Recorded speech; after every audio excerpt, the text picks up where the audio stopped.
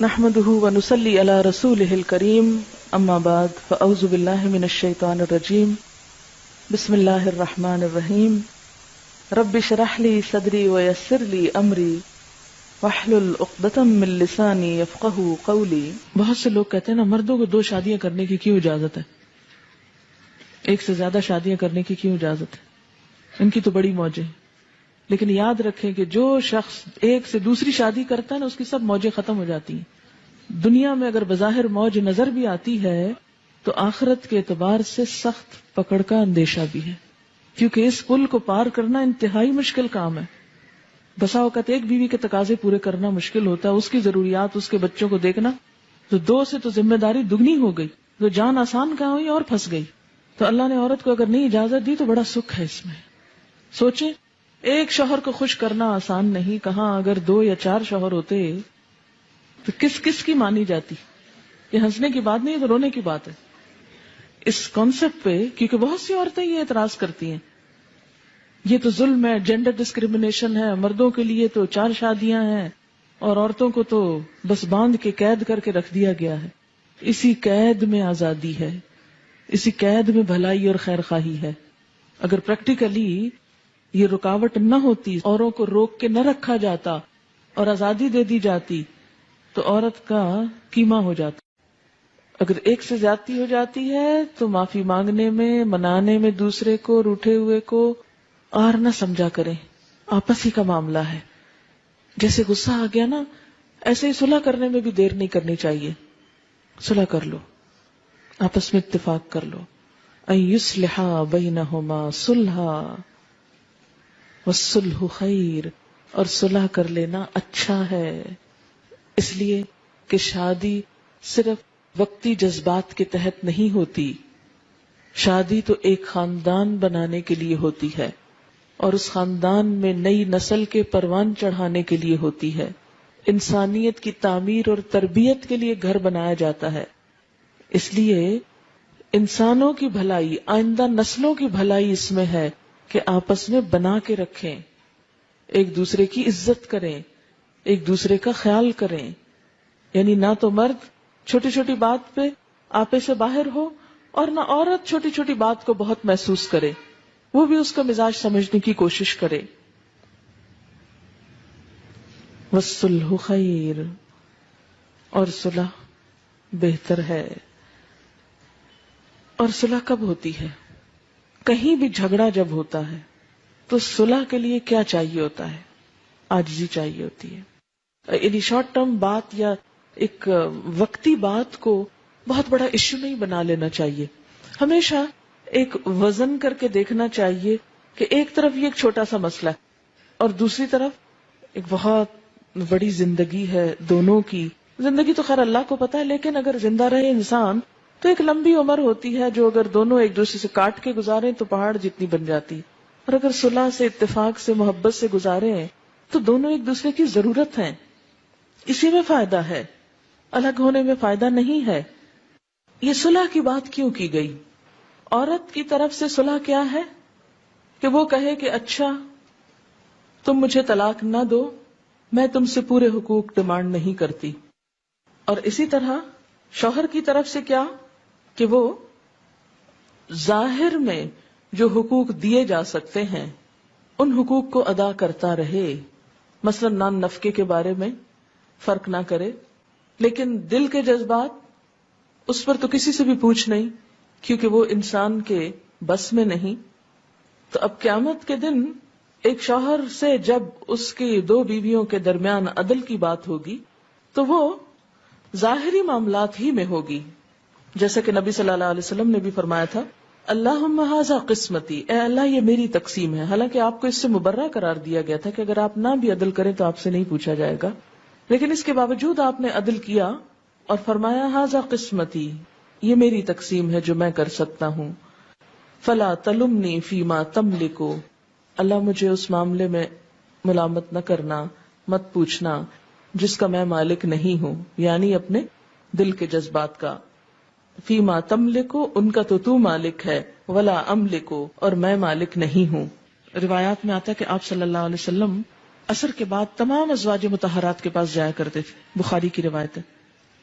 اگرچہ رات گزارنے کی باری الگ الگ تھی، وہ باری تو مقرر ہے، لیکن دل کا تعلق سب سے برابر نہیں. تو اسی لیے اللہ اس کے بارے میں مواخذہ نہ کرنا، اس کے بارے میں نہ پکڑنا. تو ایسے میں کیا ہے کہ ایک عورت شوہر سے پورے حقوق ڈیمانڈ نہ کرے کہ اسے قلبی محبت بھی اتنی ملے جتنی دوسری بیوی کو مل رہی ہے، اور کہے کہ اگر اتنی نہیں تو میں جا رہی ہوں. وہ چلی جائے، نقصان زیادہ ہے جانے میں بنسبت اس کے کہ وہ رہے، اور پورے نہیں تو آدھے حقوق پر گزارا کر لے اور اصلاح ہوتی رہے. اور اس میں دراصل تو شوہر کو تلقین کی جا رہی ہے کہ وہ دوسری بیوی یا دوسری شادی کے شوق میں پہلی بیوی کو پوری طرح اگنور نہ کر دے، اس کے حقوق بھی اس کو دیتا رہے.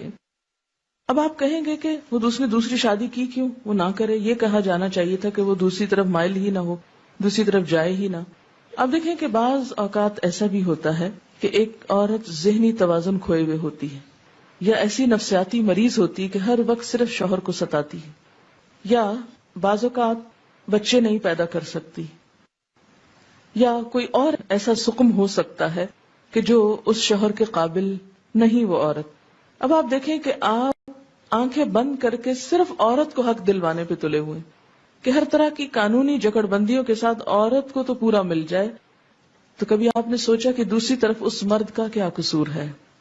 آخر اس کے بھی جذبات ہیں، اس کے بھی احساسات ہیں، اس کو بھی زندہ رہنا ہے. اب اگر ایک بیوی دماغی مریض ہے یا سیڈیٹیوز پر ہے اور وہ شوہر کے اس کو نہیں معلوم وہ کب آیا اور وہ کب گیا اور اس کی کیا ڈیمانڈ ہے یا کیا ضرورت ہے، تو ایسی صورت میں اگر ایک شوہر گھر میں داخل ہوتا ہے اور ایک بیمار عورت کو دیکھتا ہے اور باہر نکلتا ہے تو ایک بوجھل دل کے ساتھ، اور باہر کی دنیا میں رنگ رنگ کی عورتیں اس کو نظر آتی ہیں، وہ اپنا عزت، ایمان، نگاہ کچھ بھی بچا نہیں سکتا. تو اگر انصاف کی نظر سے دیکھا جائے تو ایسے میں ایک مرد کو اجازت ہونی چاہیے کہ وہ دوسرا نکاح کر لے. یہ ایک انصاف کا تقاضا ہے. اب دوسرا کرتے ہی کیا پہلی بیوی کو گھر سے نکال دے؟ تو یہاں مرد کو کہا گیا کہ نہیں، اسے نکالو نہیں، ظاہری اعتبار سے اس کے حقوق پورے کرو، لیکن اگر دل مائل نہیں تو پوچھا نہیں جائے گا، کیونکہ دل پر تو اختیار نہیں. ایک شخص جب اہل ہی نہیں تو دل کو کس طرح زبردستی مائل کر سکتے ہیں آپ؟ وَأُحْضِرَتِ الْأَنفُسُ الشُّحَّ، اور حاضر کی گئی ہے نفسوں میں بخیلی. شح کہتے ہیں جب بخل کے ساتھ حرص، طمع اور خود غرضی بھی شامل ہو جائے اور دل تنگ ہو جائے. شح بخل سے ذرا مختلف ہے. بخل کے ساتھ ساتھ حرص یعنی لالچ، طمع اور خود غرضی بھی شامل ہو، زیادہ اسٹرانگ چیز ہے. دلوں کے اندر تنگی ہوتی ہے، دلوں کے اندر بخل ہوتا ہے، اپنے زیادہ حقوق لینے کی طمع ہوتی ہے، حرص ہوتی ہے، انسان خود غرض ہوتا ہے. مرد اور عورت اپنی اپنی جگہ اپنے فائدے کی سوچ رہے ہیں، اور یہی چیز آڑے آ رہی ہے دوسرے کا حق پہچاننے اور دینے میں. نفسوں میں حاضر کی گئی ہے شح. شح کہتے ہیں بخل کو، دل کی تنگی کو، جو دوسرے کا حق نہ دینے دے، دوسرے کی طرف جھکنے نہ دے، دوسرے کی طرف مائل نہ ہونے دے، دوسرے کو منانے نہ دے.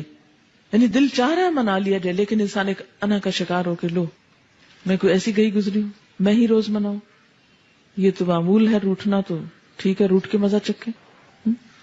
چلے ایک دو دن تو کسی کو مزہ چکھائیں، لیکن بہت لمبی ڈال لینا اور کئی مہینوں اور کئی سالوں پہ اور ایک ہی گھر میں رہتے ہوئے بول چال بند، ایک دوسرے کی شکل دیکھنا گوارا نہیں، ایک دوسرے کے ساتھ زیادتی، وہ اس کو موقع ملا وہ اس کے اوپر کیچڑ اچھال رہا، وہ اس پہ اچھال رہی.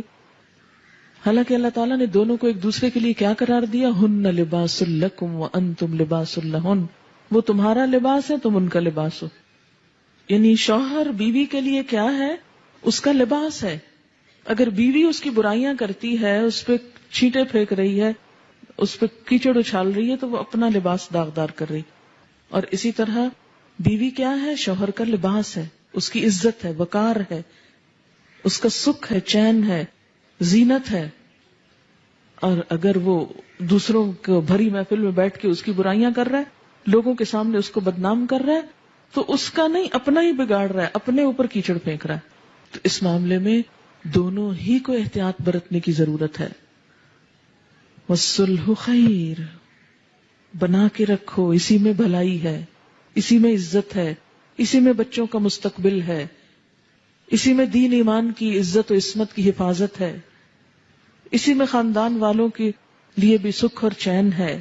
لیکن انسان کا نفس اس بات پر کم آمادہ ہوتا ہے اور صلح یا منانے کی چھوٹی سی قیمت نہیں دیتا، لیکن اختلاف کی، ناراضگی کی بڑی سزا بھگتنے کو تیار ہو جاتا ہے. یہ دل کی تنگی کی وجہ سے ہوتا ہے. کچھ عرصہ پہلے میرے پاس ایک کیس آیا، ایک خاتون اچھی خاصی ایجڈ تھی، کہنے لگی 30 سال ہو گئے ہماری شادی کو اور میرے شوہر نے مجھ کو طلاق دے دی ہے اور میرے بچے جوان ہیں. مجھے دیکھ کے یقین نہ آئے کہ یہ اتنی سوبر سمجھدار خاتون، اس کے ساتھ یہ معاملہ کیسے ہو گیا. کہتے کہ بات کچھ بھی نہیں تھی، روزہ کھلنے کا وقت تھا اور بارش ہو چکی تھی، تو شاید افطار کا سامان یا کچھ اور لینا تھا، تو بچے اپنے بھی اور شاید بھائی کے بھی وہ گاڑی میں چلے گئے اور گیلی جوتیاں لے کے کیچڑ والی دوبارہ گاڑی میں بیٹھ گئے. تو اس بات پہ تھوڑی سی گرما گرمی ہوئی، اختلاف ہوا کہ ایسا کیوں کیا، پھر کسی وقت لے جاتے یا ان کو نہ لے جاتے یا معلوم نہیں، اب مجھے قصہ پورا یاد نہیں.